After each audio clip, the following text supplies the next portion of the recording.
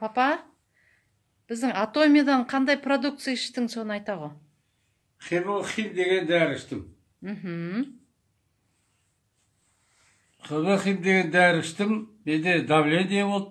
Камераға қара, осыған қарай. Менде давление болды, 200 болып, соны бір құлап тұрдым. Содан кейін қыздарым әкеліп берді, соны бастап іштім. Енді қазір давлением жоқ, көңіл күйім жақсы. Сосын мына қолымда қышып тұрады еді. Жара деп жара емес, жара сияқты бірақта. Сол кетті.